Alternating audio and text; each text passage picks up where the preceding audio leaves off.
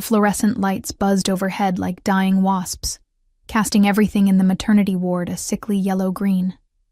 I pressed my palm against the cool glass of the nursery window, watching the tiny bundle wrapped in pink cotton, my daughter, still nameless after 3 days because I couldn't bring myself to choose alone. The antiseptic smell burned my nostrils, mixing with the faint scent of milk and exhaustion that clung to my hospital gown. My body ached in places I didn't know could ache, a dull throb that reminded me I'd created life and nearly destroyed myself in the process. "Miss Carter?" The nurse's voice cut through my fog. "Your visitor is still in the waiting room. He's been there since this morning." Not visitor. She meant Derek, my ex. The father who'd looked at our daughter through this same glass yesterday and said, "I need a paternity test before I sign anything." 3 years together. 9 months of carrying his child while he moved on to someone with a trust fund and a degree from Yale. And now he wanted proof. I pressed my forehead against the glass, feeling it fog with my breath. Through my reflection, I could see her, impossibly small, impossibly perfect. Dark wisps of hair, fingers curled into fists like she was ready to fight the world.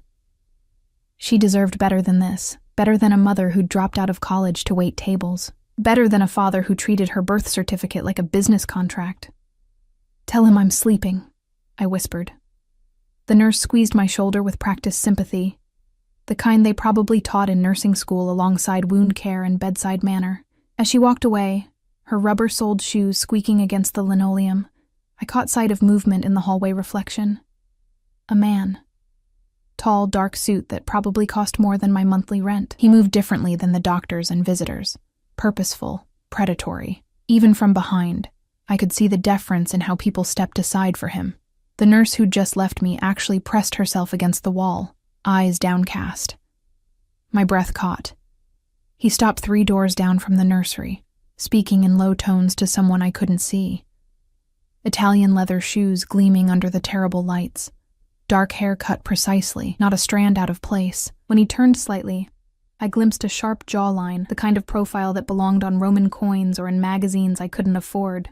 Then his security guard appeared, because of course he had security. A mountain of a man in a black suit with an earpiece, carrying what looked like a hospital bassinet covered with an expensive blanket. Something about the scene made my stomach twist. The way the nurses watched him with fear disguised as respect. The way he commanded space without saying a word. The subtle bulge under his guard's jacket that definitely wasn't a phone. I should have looked away.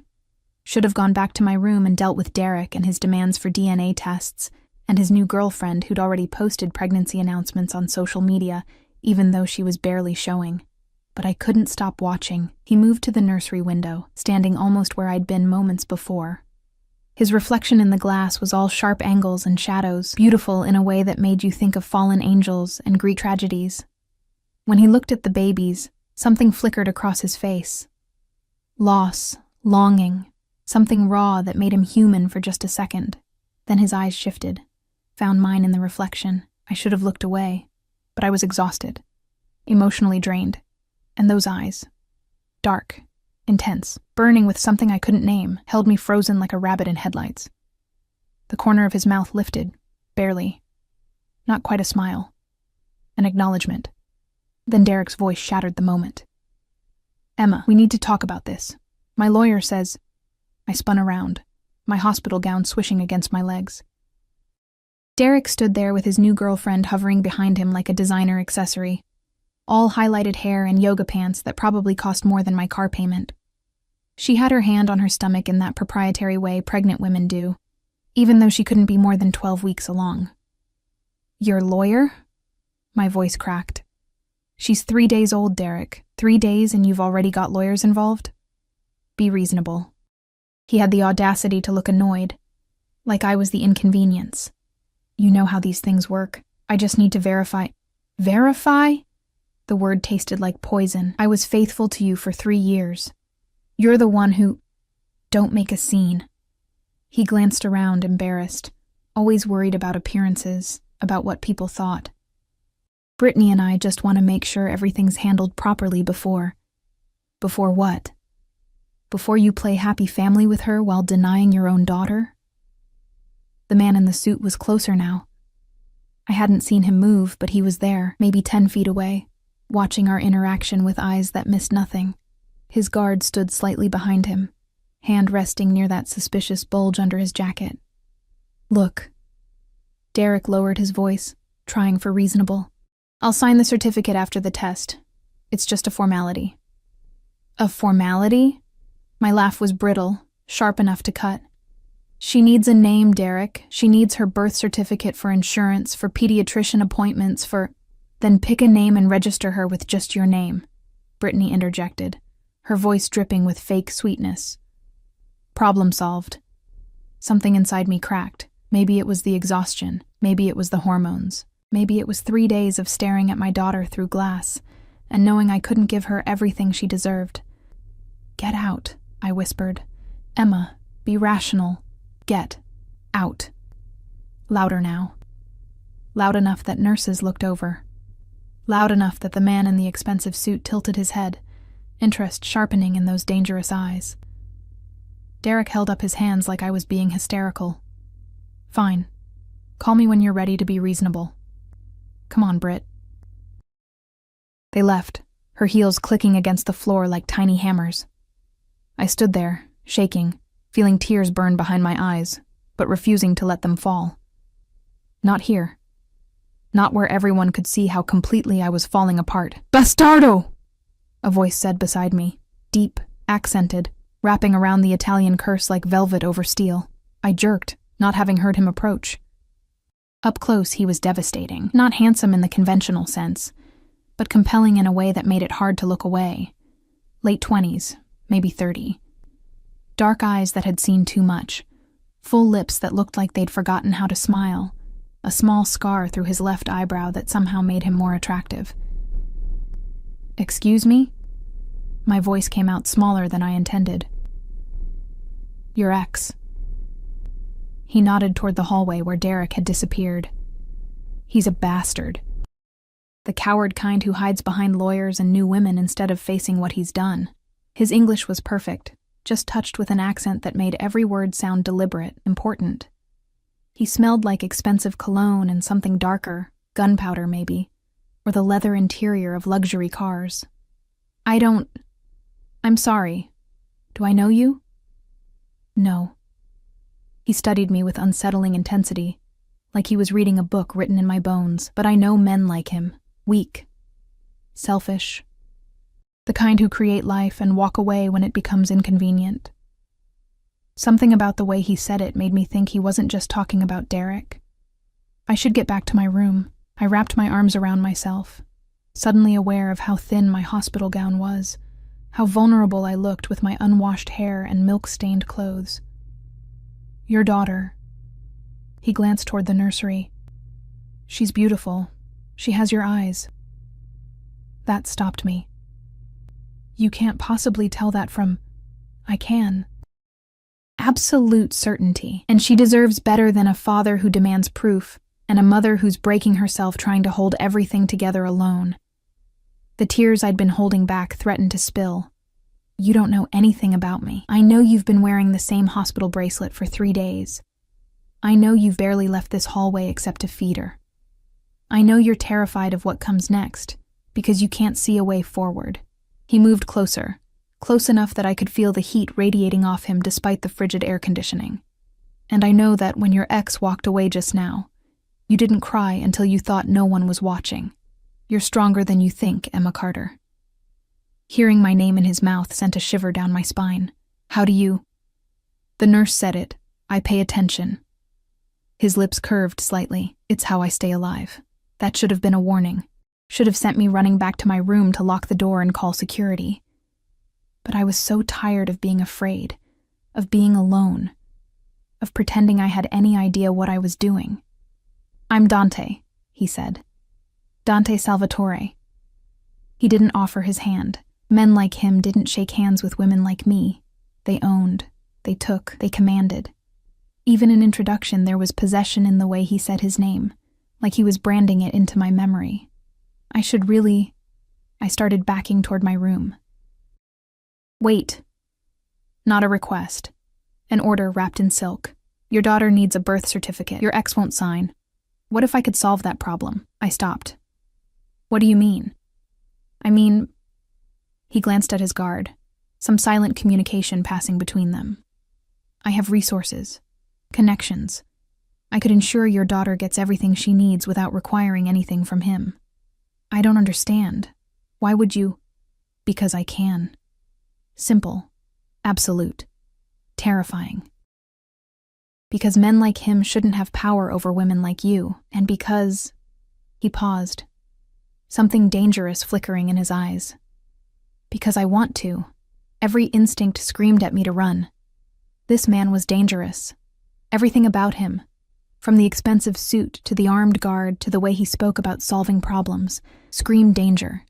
But I looked at the nursery, at my daughter sleeping peacefully, unaware that her father had just walked away, and her mother had no idea how to protect her from the world. What would you want in return? I asked, hating how my voice shook. Dante smiled then, slow and predatory. We'll discuss terms, but first... He pulled out a phone, one of several I could see in his jacket, and made a call. Rapid Italian, too fast for me to follow. When he hung up, that terrifying certainty was back. My lawyer will be here within the hour. He'll handle the birth certificate, ensure everything is legal and binding without your ex's signature. That's not possible. The law requires... The law, he interrupted softly, is flexible when you know the right people. Trust me, Emma. By tomorrow, your daughter will have her name, her certificate, and her future secured. I can't pay you for... I'm not asking for money. He stepped closer, and I could see gold flecks in his dark eyes. Could smell that intoxicating mix of danger and expensive taste. I'm asking for time. Dinner when you're recovered. A conversation. That's all. That wasn't all. I knew it in my bones, in the way my body responded to his proximity with equal parts terror and something I didn't want to name. Just dinner? I whispered. Just dinner, he agreed. But the way he looked at me said he was already imagining so much more. Before I could respond, before I could think through the implications of accepting help from a man who clearly operated outside the law, his lawyer appeared. An older man in an expensive suit carrying a briefcase that probably cost more than my car. This is Emma Carter, Dante said without looking away from me. Her daughter needs documentation. Handle it. Of course, Mr. Salvatore. The lawyer turned to me with practiced efficiency. Miss Carter, if you'll just sign here and here, I'll have everything processed by morning. What name would you like for your daughter? I stood frozen, caught between terror and hope, between the safe poverty I knew and the dangerous luxury being offered. Sophia, I heard myself say. Sophia Grace Carter, beautiful, Dante murmured, and the way he said it made me think he wasn't just talking about the name. The next morning, I woke to find legal documents on the rolling table beside my hospital bed, crisp, official, stamped with seals I didn't recognize, but that looked impossibly legitimate. Sophia Grace Carter's birth certificate, complete with my signature and a father's line that simply read, "Declined to establish paternity."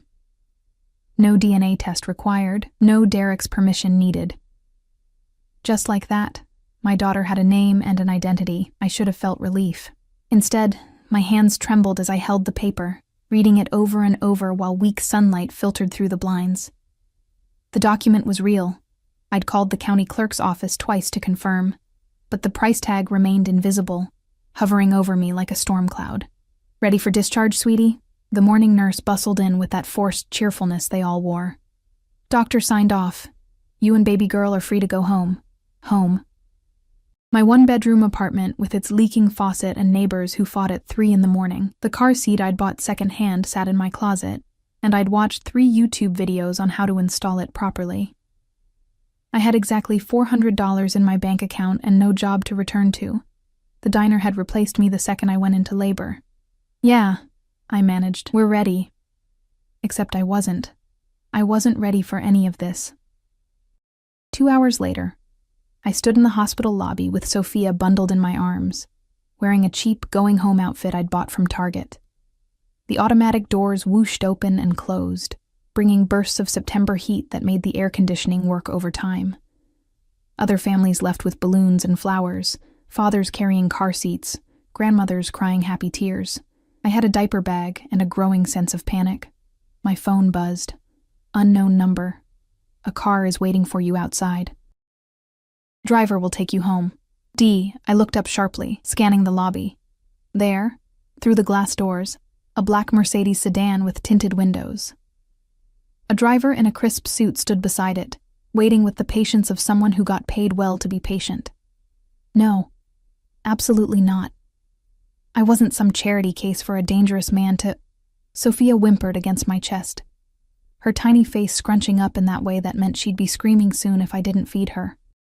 My breasts ached with milk, my incision pulled with every step, and the Uber I'd called 10 minutes ago still showed, searching for driver. The Mercedes driver caught my eye through the glass and nodded once.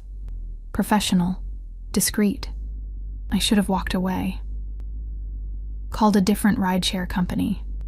Maintained some shred of independence. Instead, I pushed through the doors, letting the heat slap me in the face as I approached the car. Miss Carter. The driver opened the rear door, revealing leather seats that probably cost more than my entire apartment's furniture. Mr. Salvatore sends his regards. He's arranged for your car seat to be professionally installed. Sure enough, a top-of-the-line infant seat was perfectly secured in the back, not the second-hand one from my closet, but something with every safety feature known to man. I can't accept, I started. He anticipated you'd say that. The driver's expression remained neutral. He said to tell you it's not a gift, it's an investment in ensuring his goddaughter arrives home safely. Goddaughter?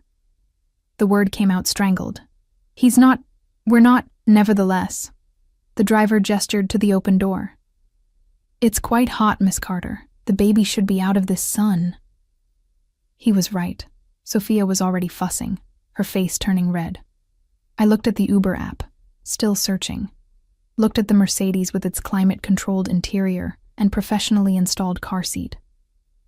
Looked at my daughter, who deserved better than her mother's stubborn pride. I got in the car. The door closed with the solid thunk of German engineering. Inside, it was cool and quiet, smelling of leather and something subtle. The same cologne Dante had worn yesterday. A bottle of water sat in the cup holder beside a small gift bag. What's this? I asked as the driver pulled smoothly away from the hospital. Mr. Salvatore thought you might need refreshments. He caught my eye in the rearview mirror. The bag contains some essentials for the baby. Diapers, wipes, formula in case you need it. Nothing extravagant. I peeked inside. Nothing extravagant apparently meant organic diapers, premium wipes, and European formula that cost $50 a can. There was also an envelope. My hands shook as I opened it. Inside, a card with elegant script. For Sophia's first month. No strings, no expectations. Just breathing room. D behind the card, a check for $5,000. I stopped breathing. $5,000. That was rent for months. Groceries, baby supplies, doctor visits. The breathing room between desperation and survival. I can't accept this, I whispered to the empty car. The driver said nothing, navigating traffic with expert precision. We were heading toward my neighborhood, the part of town where people like Dante Salvatore definitely didn't visit. Where chain-link fences protected nothing worth stealing, and sirens were the neighborhood lullaby. My phone buzzed again. You can accept it. You will accept it. Sophia deserves more than watching her mother drown. Consider it a loan if pride demands it. Pay me back when you're on your feet, or don't. Either way, cash it. D. How did you get my number? The response came immediately. I know everything about you, Emma. Your address, your employment history, your ex's new girlfriend's trust fund. The fact that you've eaten nothing but hospital cafeteria food for 3 days because you've been too afraid to leave the maternity ward. I know you're scared. I know you're alone. And I know you're too stubborn to ask for help even when you're drowning. My breath caught. That should have terrified me, should have sent me scrambling for the door locks, screaming for the driver to stop. Instead, something warm and dangerous unfurled in my chest. Someone saw me. Really saw me. Not the brave face I showed the nurses or the composed mask I wore around Derek. Someone looked past all that and saw the terrified girl underneath. This is insane. You don't even know me. I know enough. And I want to know more. Have dinner with me. Tomorrow night. I'll send a car at 7. I have a newborn. I can't just bring her. I have a house, not a restaurant reservation. My housekeeper raised 6 children. Sophia will be safe while we talk. Why are you doing this? The response took longer this time. When it came, it felt like truth wrapped in barbed wire. Because 10 years ago, someone should have helped my sister when she needed it. No one did.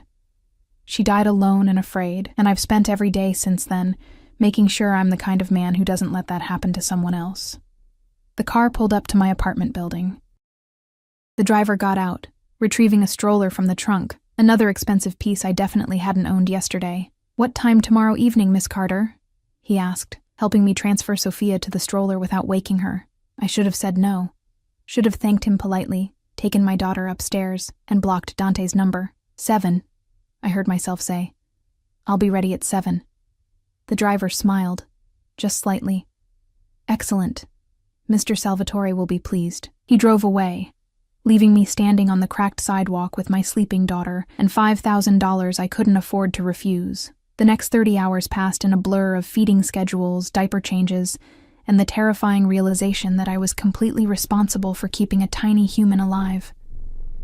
My apartment had never felt smaller. Every cry echoed off the thin walls. Every creak made me jump. Every moment of silence had me checking to make sure Sophia was still breathing. I cashed the check, hated myself for it, but cashed it anyway. Paid rent, bought groceries, stocked up on diapers and wipes and all the things that drained bank accounts faster than anything else. And at 6:30 the next evening, I stood in front of my closet, realizing I owned nothing appropriate for dinner. With a man who probably had politicians and police chiefs on his payroll, I settled on a simple black dress I'd worn to a cousin's funeral 2 years ago. It was too loose now. Pregnancy and stress had stolen 15 pounds I couldn't afford to lose. But it was clean and modest and the best I had. I fed Sophia, changed her into the nicest onesie from the hospital gift bag, and tried to ignore the voice in my head screaming that I was making a terrible mistake. The Mercedes arrived at exactly 7. Different driver this time. Younger, with calculating eyes that swept the street before opening my door. "Miss Carter, I'm Marco. I'll be escorting you this evening." The drive took 40 minutes, heading away from the city into neighborhoods where houses became estates and gates became necessary. We turned onto a private road, passing through security that made airport screening look casual. The driver spoke into his radio in Italian, and massive iron gates swung open. The house beyond was not a house. It was a compound. Modern architecture blending with old-world security, cameras everywhere, guards stationed at intervals, spotlights that could probably be seen from space. "Holy shit," I whispered. Marco's lips twitched. Mr. Salvatore values his privacy.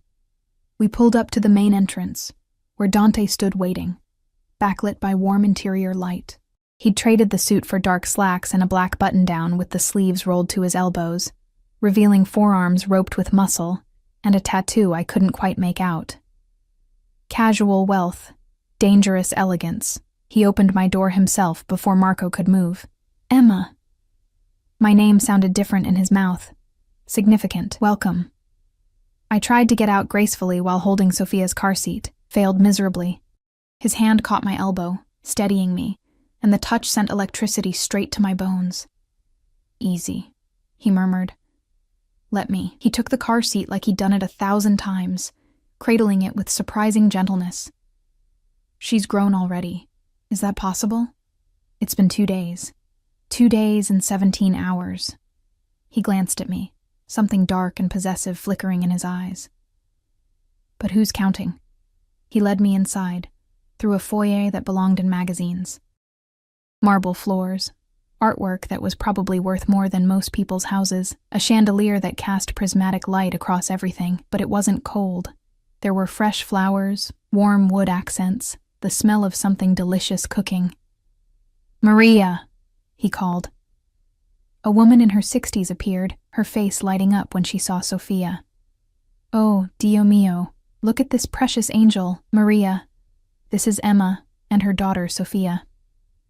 Emma. Maria essentially raised me after my mother passed.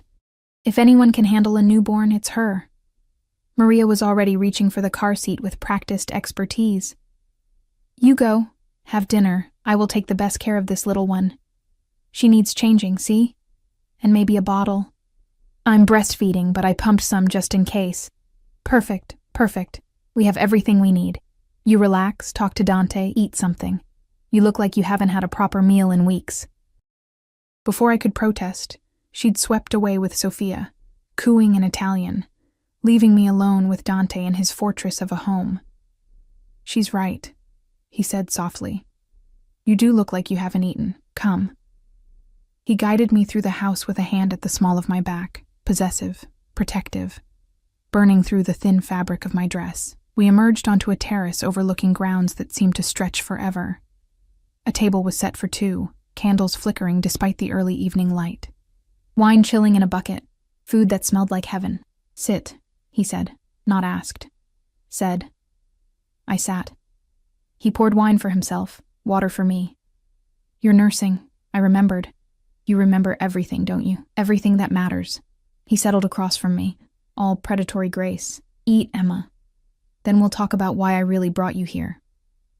My stomach dropped. The birth certificate. The money. It wasn't charity. No.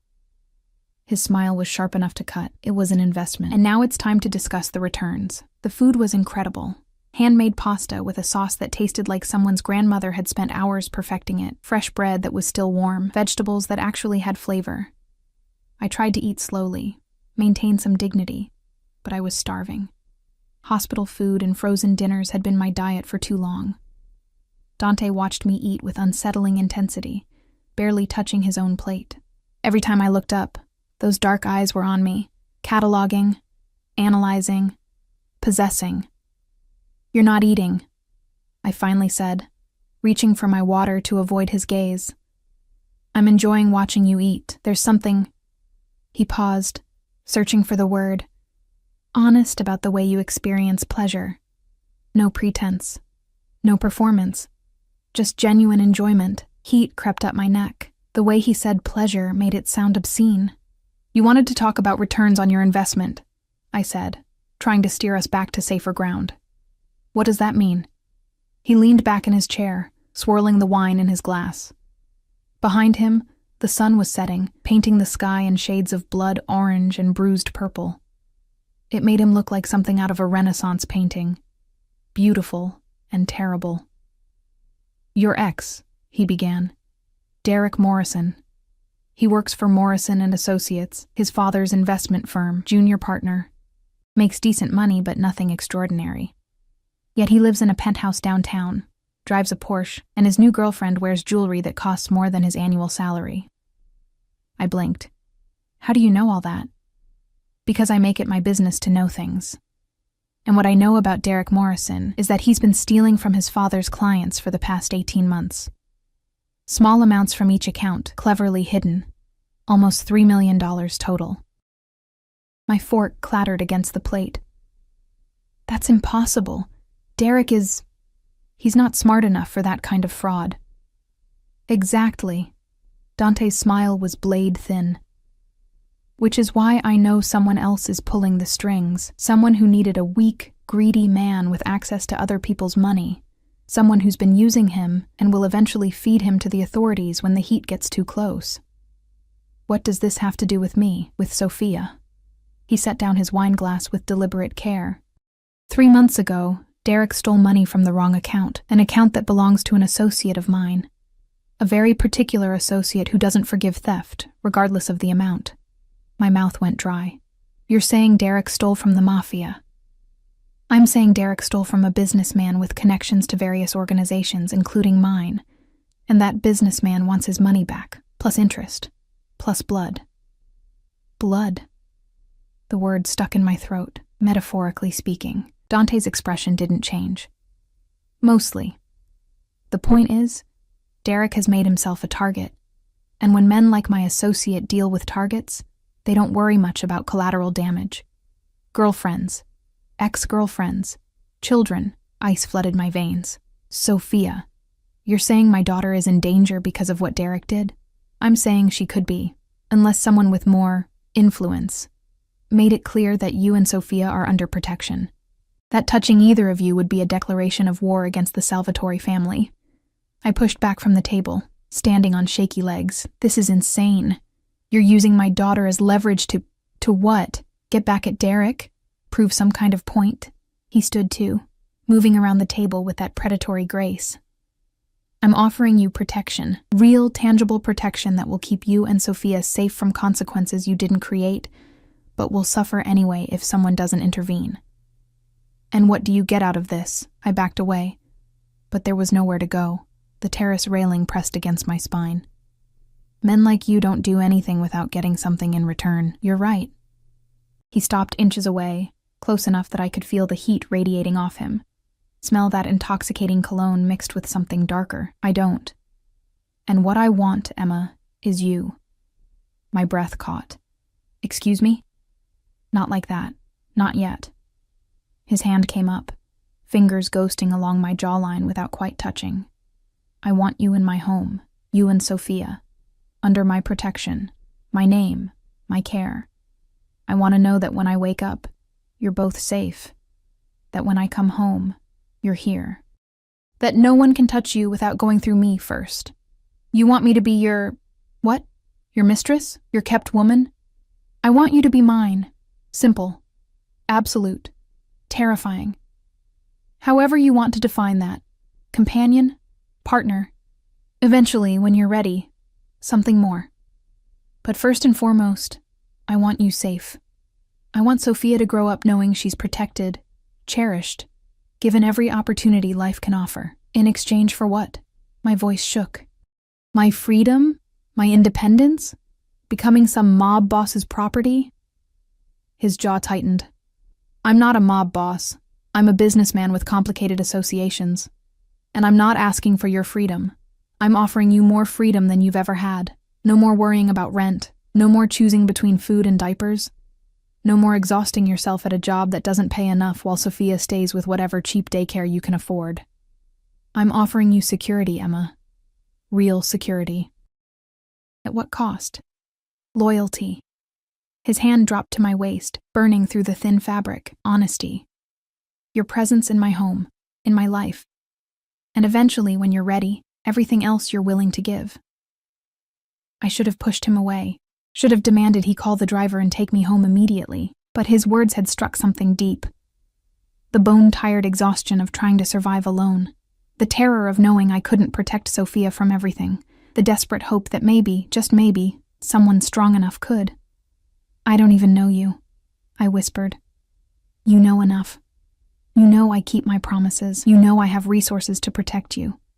You know that when I say you'll be safe, I mean it with every connection, every favor, every weapon at my disposal. His other hand came to my face, cupping my cheek with surprising gentleness.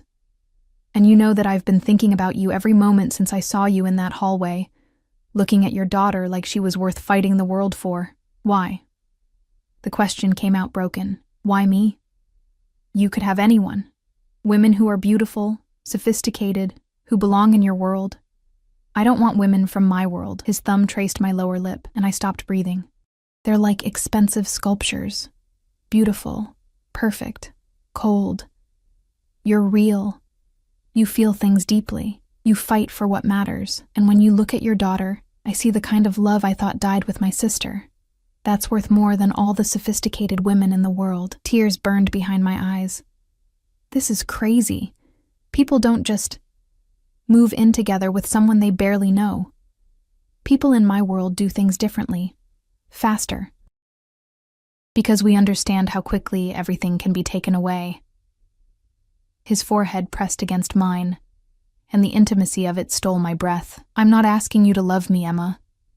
Not yet. I'm asking you to let me protect you while we figure out what this is between us.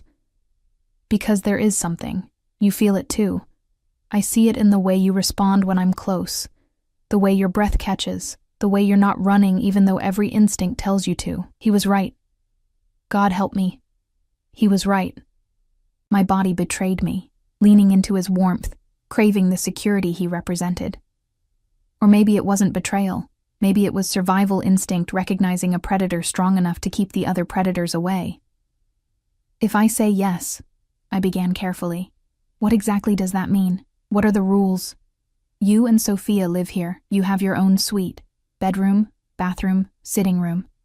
Complete privacy when you want it. Maria will help with Sophia so you can sleep, recover, have time to yourself.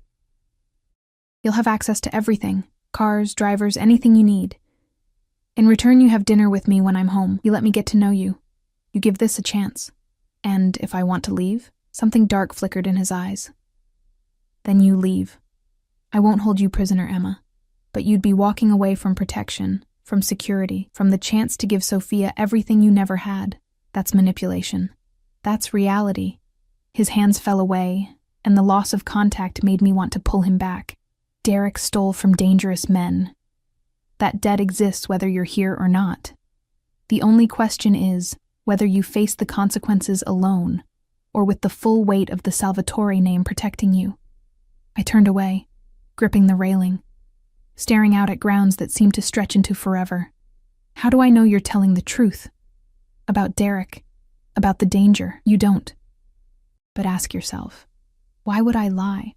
Why would I go through all this trouble for a woman I just met unless the threat was real and my interest was genuine? Because men like you collect things. Beautiful things. Broken things. Things you can fix and own. You're not broken. His voice came from right behind me, his chest nearly touching my back. You're bent. There's a difference. Broken things shatter when you apply pressure. Bent things flex, adapt, become stronger. You're not something to fix, Emma. You're something to protect, while you find your own strength. A sound from inside made us both turn. Maria appeared in the doorway, Sophia cradled in her arms, fast asleep. She took the bottle beautifully, Maria said softly. Changed, happy, sleeping like an angel. I put her in the bassinet in the blue suite. I thought perhaps Miss Emma might want to see the rooms. Dante looked at me, question in his eyes.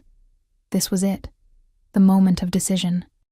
Go home to my cramped apartment, and whatever danger lurked in Derek's mistakes, or step into this strange, terrifying new world with a man who promised protection, but might demand my soul in return. I looked at Sophia, peaceful and safe in Maria's capable arms. Looked at the house behind them, warm and secure. Looked at Dante, dangerous and compelling and offering me something I'd never had. Someone strong enough to stand between my daughter and the world's cruelty. Show me the rooms, I heard myself say. Dante's expression didn't change, but something blazed to life in his eyes. Triumph, possession, satisfaction. This way. The blue suite was on the second floor, overlooking the gardens. Not a bedroom, a series of rooms. A master bedroom with a bed that could sleep 4, done in soft blues and creams. A sitting area with comfortable furniture and a fireplace. A bathroom that was bigger than my entire apartment, with a soaking tub and a shower that had more jets than I could count. And connected to it all, a nursery that looked like something from a magazine, perfect in every detail. From the hand-painted murals to the rocking chair, positioned to catch the morning light. The nursery was finished this afternoon, Dante said from the doorway. I had decorators working since yesterday. If you don't like something, it can be changed. I couldn't speak. Couldn't process the reality of a man who'd had an entire nursery designed and built in less than 48 hours. Maria laid Sophia in the bassinet, an expensive designer thing that probably cost more than my car. The baby didn't even stir, lost in the deep sleep of a well-fed newborn. I'll leave you to discuss, Maria said, squeezing my shoulder as she passed. If you need anything at all, you press this button. She indicated an intercom panel by the door. I'm right down the hall. Then she was gone, and it was just me, Dante, and my sleeping daughter in this beautiful, terrifying suite. There's clothes in the closet, Dante said quietly. Your size. Casual things, nothing extravagant. And baby supplies. Everything you might need for the next few months. If I got anything wrong, if you need something specific, just tell me. I walked to the closet, opened it. He wasn't lying. Comfortable clothes, nursing-friendly tops, soft pants. Nothing flashy, nothing that screamed bought woman, just thoughtful. Exactly what someone in my situation would need. "When did you do all this?" I asked, my voice barely a whisper. "I make decisions quickly. Once I decide I want something, I don't hesitate." He moved closer, but kept distance between us. "You can sleep here tonight. See how it feels. If you wake up and decide this isn't right, Marco will drive you home in the morning. No judgment, no consequences." "You'd really let me go?" "I'd really let you go, but I'd also do everything in my power to keep you safe from a distance. Because that's what you do for people you..." He stopped, jaw tightening. "For people you care about." He'd almost said something else, something that would have made this even more complicated. "I need to think," I said. "Then think. I'll be in my study if you need anything." He moved toward the door, then paused. "Emma, thank you for giving this a chance, for trusting me enough to see the rooms. That takes courage. Or stupidity. Sometimes they're the same thing." A ghost of a smile. "Sleep well. Both of you." Then he was gone, and I was alone in a suite that cost more than most houses, with a daughter who deserved everything, and a decision that would change both our lives forever. I walked to the window, looking out at the grounds, the security, the walls that kept the world at bay. Derek was out there somewhere, stealing from dangerous men. Threats lurked in shadows I couldn't see. But here, in this fortress, with a dangerous man's protection wrapped around us like armor, Sophia was safe. And maybe, just maybe, so was I. I didn't sleep. How could I? Every time I closed my eyes, I saw Dante's face, the intensity in his gaze, the possessiveness in his touch, the promise of protection that felt more like a velvet cage closing around me. Sophia woke twice to feed, and each time I sat in that expensive rocking chair, staring at the nursery he'd built in less than 2 days, wondering what kind of man had that much power and what he'd eventually expect in return. By dawn, I'd made my decision. Or rather, my exhaustion and fear had made it for me. I found Dante in his study at 6 in the morning, looking like he hadn't slept either. He stood by the window with a phone pressed to his ear, speaking rapid Italian that sounded like threats wrapped in silk. When he saw me in the doorway, he ended the call immediately. "Emma." He crossed to me in 3 strides. "Is everything all right? Is Sophia..." "She's fine, sleeping." I wrapped my arms around myself, suddenly aware I was wearing one of the soft cotton pajama sets from the closet. "I need to go back to my apartment, get our things. If we're doing this, I need to handle some practical matters." Something fierce and satisfied flashed across his face. "We're doing this? For now. Trial basis. If at any point I feel uncomfortable or unsafe or like I've made a mistake, I'm gone. No arguments." "No arguments," he agreed too easily. "I'll have Marco drive you, and security will accompany you." "No." I held up a hand. "I need to do this alone. It's a studio apartment in a bad neighborhood. If I show up with bodyguards and a Mercedes, my landlord will triple my rent or kick me out. I need to pack, pay what I owe, and leave quietly." His jaw tightened. "You're not going alone to a dangerous neighborhood. I've lived there for 2 years. I think I can handle..." "You've lived there for 2 years, without being the target of people looking to collect Derek's debt." His voice went cold. "You're not going anywhere without protection. That's non-negotiable." We stared at each other, wills clashing. I saw the immovable force meeting the unstoppable object, his need to control versus my need for independence. "Fine," I finally said. "But plain clothes. No obvious security. Someone who can blend in." "Done." He pulled out his phone, fired off a text. "Luca will accompany you. He'll look like a friend helping you move. Former military, speaks perfect English, knows how to be invisible when necessary." "Thank you. Don't thank me for keeping you safe. That's not something you should have to be grateful for. It's the bare minimum of what you deserve." He moved closer, and my traitorous body responded to his proximity. "When you get back, we need to discuss Derek properly, what he knows about you, where you might intersect with his life, how to ensure his problems don't become yours. He doesn't know I'm here. Not yet, but he will.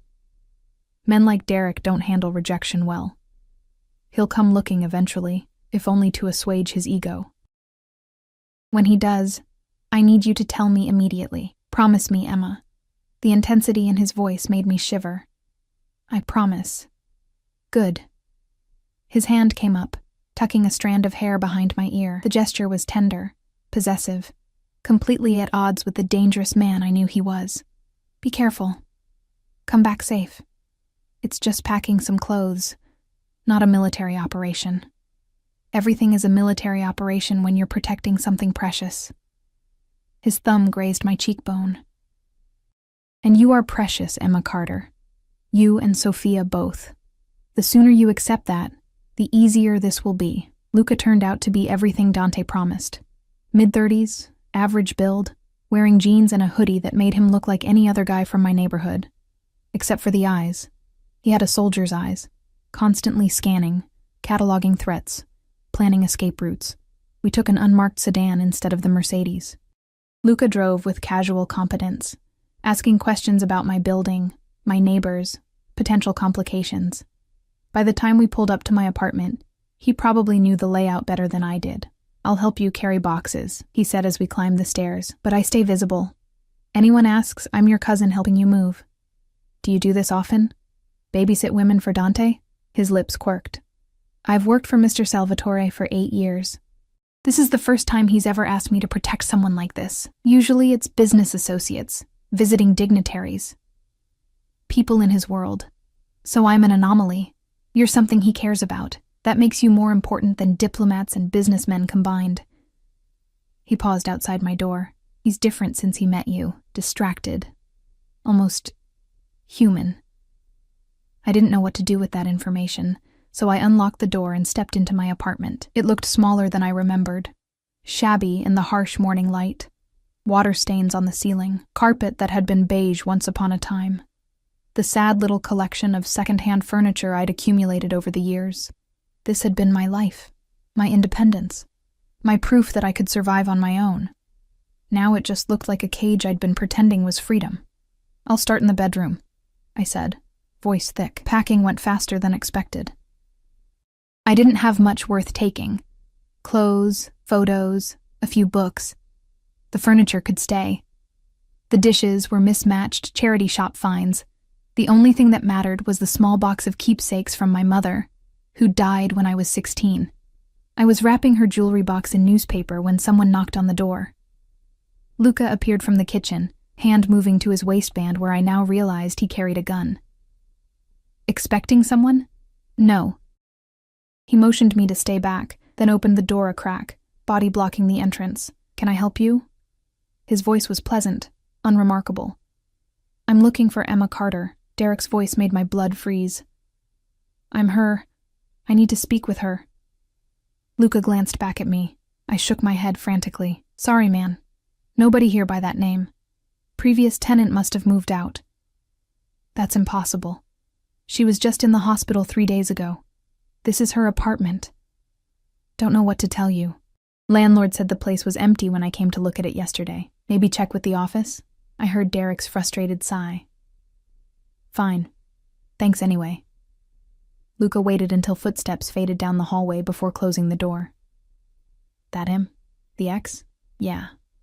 My hands were shaking. How did he know I was here? He didn't. He's checking your apartment hoping to catch you home. Luca pulled out his phone, texted rapidly. We need to leave. Now. If he's desperate enough to show up here, he might be watching the building. But I haven't finished. Doesn't matter. Mr. Salvatore is sending a team to pack the rest and put your things in storage. Right now, I need to get you out of here safely. He ushered me toward the door, carrying the box of my mother's things and my hastily packed suitcase. We made it to the car without incident, but I felt eyes on us the whole way. Paranoia or intuition, I couldn't tell. Luca drove away from my neighborhood with practiced casualness that didn't match the tension in his shoulders. Mr. Salvatore wants you back at the house immediately. He's concerned.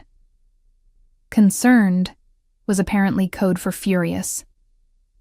The moment we pulled through the gates, Dante was there, yanking open my door before the car fully stopped. Are you hurt? His hands were on me, checking, cataloging, making sure I was intact. I'm fine. Derek showed up, but Luca handled it. Derek showed up. His voice went deadly quiet. At your apartment. Looking for you. Luca told him I'd moved out. He doesn't know where I am. He knows you're gone. That's enough to make him curious. Desperate, Dante pulled me against his chest, and I felt his heart hammering beneath the expensive shirt. This is exactly what I was afraid of. He's circling, looking for leverage. If he can't control you through the baby, he'll try something else. What could he possibly? Information, money, access. Dante pulled back, hands gripping my shoulders. You worked at that diner for 18 months. You know his schedule, his habits, where he goes when he doesn't want to be found. To the people he stole from, that information is valuable, which makes you valuable, which makes you a target. The reality of my situation crashed over me like ice water. I wasn't just running from Derek's rejection. I was running from consequences that could get me killed. What do? I whispered. You stay here. You stay close, and you let me handle this. He tucked me against his side, guiding me toward the house. Come on.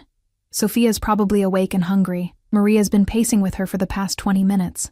Sure enough, I could hear Sophia's cries before we even entered. Maria appeared with my red-faced daughter, relief flooding her features when she saw me. There you are. She knows her mama was gone. Smart little girl. I took Sophia, feeling her settle immediately against my chest.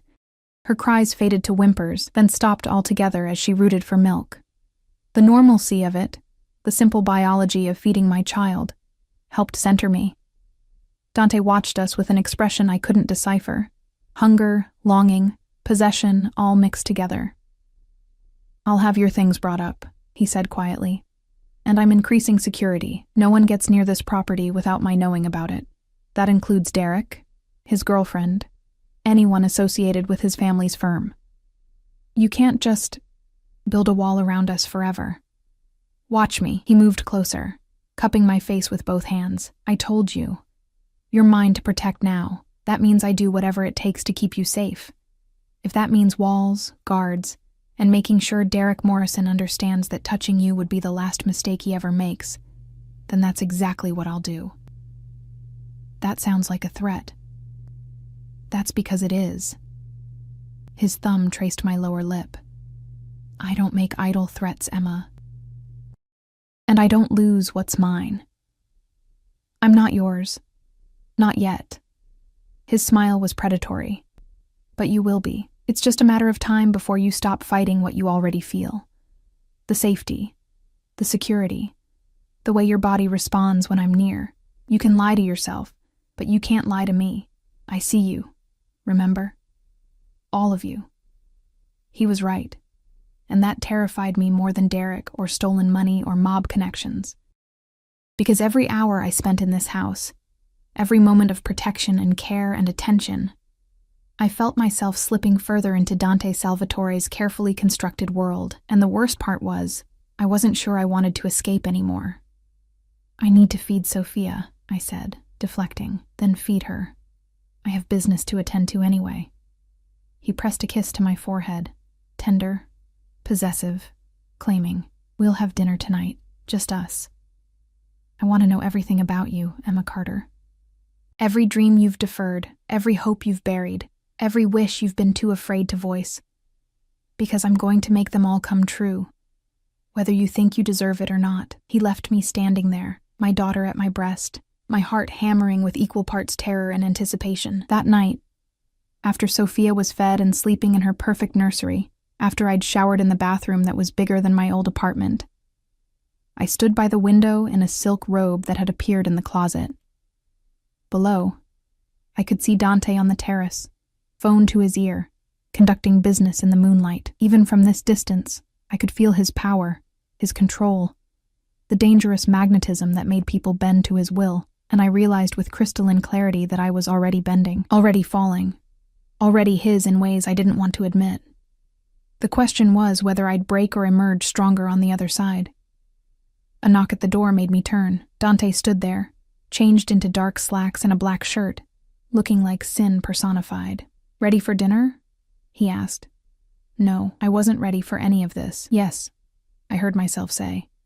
Because ready or not, I was already falling. And Dante Salvatore was the kind of man who always caught what belonged to him. Dinner was on the terrace again, but this time felt different, more intimate.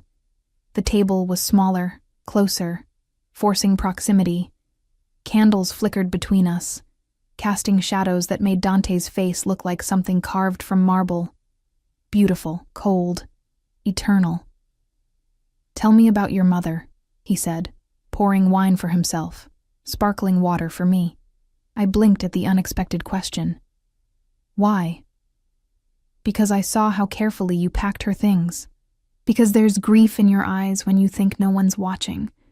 Because I want to know what shaped you into the woman sitting across from me." I took a sip of water, buying time. "She died when I was 16. Cancer, fast and brutal. One day she was complaining about headaches. 6 months later she was gone." "And your father?" "Never knew him. Mom said he was a mistake she didn't regret because she got me out of it." I traced patterns on the tablecloth. "After she died, I went into foster care, aged out at 18, started working, saved money for college, met Derek during my sophomore year, thought I'd finally figured out how to build something stable, and then he destroyed it. I agreed. Convinced me to drop out, move in with him, that he'd take care of everything. I was so tired of struggling alone that I believed him. 3 years later, I'm pregnant, and he's trading me in for a newer model with better financial prospects." Dante's knuckles went white around his wine glass. "If you'd let me, I could make him disappear. Permanently." "That's not funny." "I'm not joking." His eyes met mine, dead serious. "One word from you, Emma. One word, and Derek Morrison becomes a problem that solves itself. No one would ever find him. No one would even look that hard." My breath caught. "You're serious?" "Completely. I've killed for less than what he's done to you.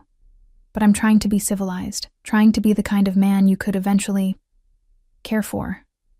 He set down the glass with careful control. "So instead of making him disappear, I'll settle for making him irrelevant. For ensuring he never touches you or Sophia again. For building you a life so complete that you forget he ever existed." "That's still terrifying." "Good. You should be a little terrified of me. It'll keep you honest." He leaned forward, candlelight dancing in those dark eyes. "But you should also know that the things I do, the violence I'm capable of, none of it will ever be directed at you. You and Sophia are sacred, untouchable. The only soft things in my entire world." "Why?" The question burst out of me. "Why us? Why me? You could have anyone." "I don't want anyone." His hand shot across the table, catching mine. "I want you. From the moment I saw you at that hospital, exhausted and heartbroken and still standing tall, still fighting, I wanted you. Do you know what I see when I look at you?" I shook my head, unable to speak. "Strength disguised as vulnerability. A woman who's been knocked down repeatedly but keeps getting up. Someone who gives everything to protect what matters and asks for nothing in return. You're real in a world full of people playing roles. And when you look at Sophia," his grip tightened, "you look at her the way my mother used to look at me and my sister, like we were worth dying for. That kind of love is rare, precious. And I've been searching for it since I lost my family." "Your sister," I said softly. "You mentioned she died." Pain flickered across his face, raw and unguarded. "Isabella. She was 17, got involved with a boy from a rival family. When things went bad, when she needed help, she was too afraid to come to me. She thought I'd be angry, that I'd hurt the boy. So she handled it alone. And when that boy turned violent, when he started using her as leverage against our family," he stopped, jaw working. "By the time I found out, it was too late. She'd been missing for 3 days. When we found her body, she'd been..." He couldn't finish. "Dante." I squeezed his hand. "I'm so sorry. I killed them all. Every person involved. Slowly. Painfully. Made sure they understood exactly what they'd taken from me." His eyes met mine, and I saw the monster lurking beneath the civilized surface. Then I swore I'd never let someone I cared about suffer alone again. Never let them be too afraid to ask for help. Never fail to protect them when they needed me. Understanding crashed over me. That's what I am to you. A second chance. No. He stood, moving around the table to pull me to my feet. You're not a replacement. You're something new. Something I didn't know I needed until I saw you standing in that hallway, breaking apart and holding yourself together simultaneously. You made me feel something I thought died with Isabella: hope. The possibility that I could be more than just violence and vengeance. His hands framed my face, thumbs stroking my cheekbones. I know this is fast. I know it's terrifying. I know you have every reason to run. But I'm asking you to stay, to let me prove that I can be what you and Sophia need, to give me the chance to build something real with you. And if it doesn't work? My voice was barely a whisper. If I can't be what you need, then you can't.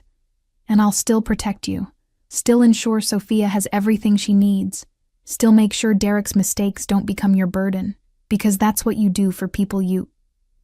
He stopped again, that same hesitation from before. People you what? People you're falling in love with. The words were quiet, devastating, true.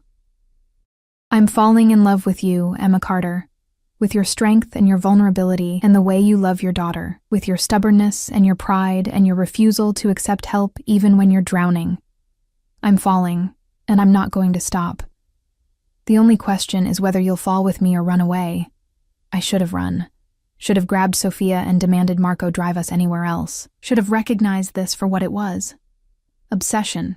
Possession. A dangerous man claiming things that didn't belong to him. Instead, I rose on my toes and kissed him. It was desperate. Reckless. Inevitable. His arms banded around me immediately, crushing me against his chest as he took control of the kiss. Nothing gentle about it. This was claiming, conquering. A predator finally catching prey it had been stalking. His tongue invaded my mouth. His teeth caught my lower lip. His hands gripped my hips hard enough to bruise. And I kissed him back with equal ferocity, channeling 3 days of terror and loneliness and desperate hope into the connection between us. When we finally broke apart, both breathing hard, he pressed his forehead to mine. Stay. Please, Emma. Stay and let me love you the way you deserve. I'm terrified, I admitted. Good. So am I. His laugh was ragged. You think I planned this? You think I wanted to fall for a woman with a newborn, an ex causing problems, and every reason to reject what I'm offering? But here we are. And I'm not letting you go. Not now. Not ever. That's possessive. I'm a possessive man. You'll get used to it.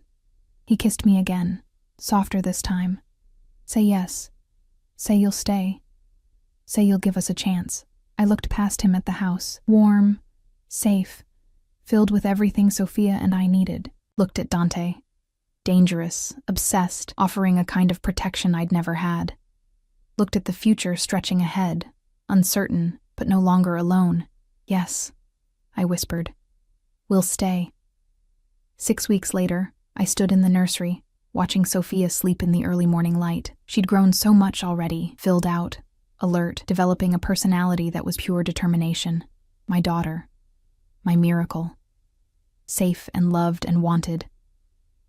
Behind me, Dante's arm slid around my waist, pulling me back against his chest. She's perfect. She is. I leaned into his warmth, no longer afraid of the connection between us. The past 6 weeks had been transformative. Dante had been patient, letting me set the pace.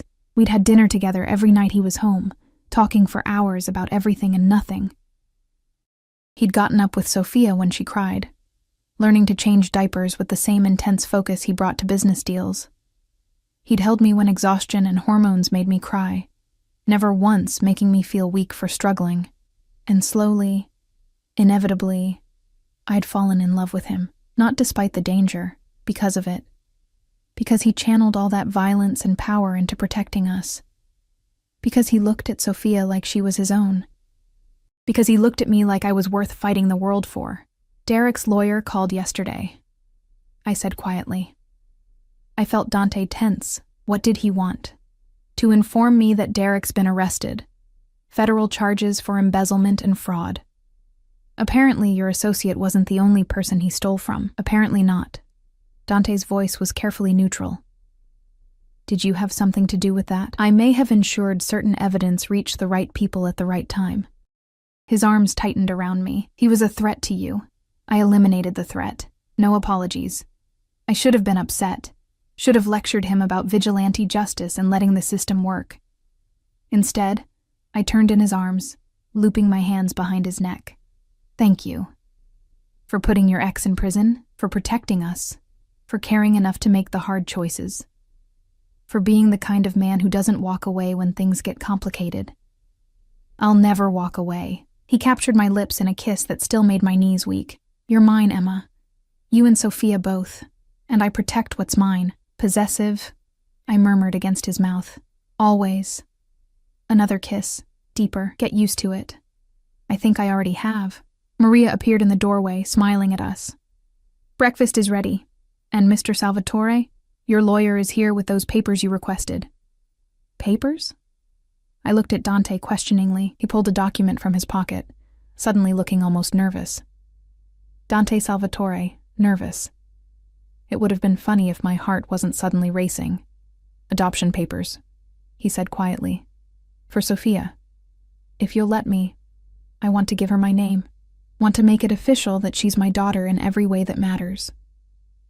Derek signed away his parental rights as part of his plea deal. Apparently avoiding additional charges was worth abandoning his child. So legally there's nothing stopping this, except your permission. Tears burned my eyes. You want to adopt her? I want to be her father.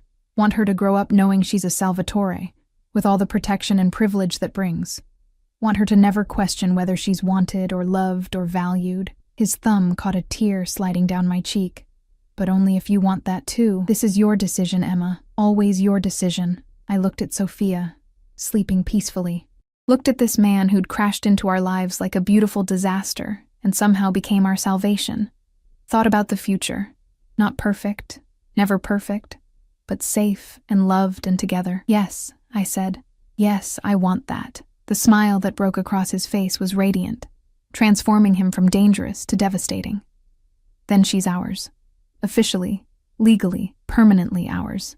He kissed me again, and I tasted promise in it. Promise of protection, provision, a love fierce enough to burn away every hurt that came before. Marry me, he said against my lips. What? Marry me. He pulled back, eyes intense. I know it's fast. I know we're still figuring this out, but I'm sure about you, about us, about building a life together. So marry me. Let me make you a Salvatore. Let me give you and Sophia everything you deserve. That's insane. It's perfect. He was already pulling another document from his pocket. A marriage license, half filled out. I had it prepared just in case. All it needs is your signature. Say yes, Emma. Make us a family. Not just in practice, but in name. I should have asked for time. Should have insisted we wait. Make sure this wasn't just obsession masquerading as love. But I looked at him. This dangerous, devoted man who'd given us everything, and knew waiting wouldn't change anything. I was already his. Had been since that first night on the terrace when he'd promised to protect us. Yes, I said, let's make it official. His kiss was triumphant, possessive, claiming me completely. When he pulled back, his eyes blazed with satisfaction. Mine, he breathed. Finally, completely mine. Yours, I agreed, as long as you're ours. Always. He scooped me up, making me laugh. Now let's go sign those papers before you change your mind. I'm not risking you coming to your senses. Too late for that. I lost my senses the moment I agreed to dinner with a gorgeous stranger. Best decision you ever made. As he carried me down the stairs, Maria following with a peacefully sleeping Sophia, I realized he was right. Walking into Dante Salvatore's world had been terrifying, reckless, completely insane. It had also been the making of me. Because sometimes salvation comes wrapped in danger. Sometimes protection looks like possession. And sometimes the scariest thing you can do is trust someone strong enough to catch you when you fall. I'd fallen. He'd caught me.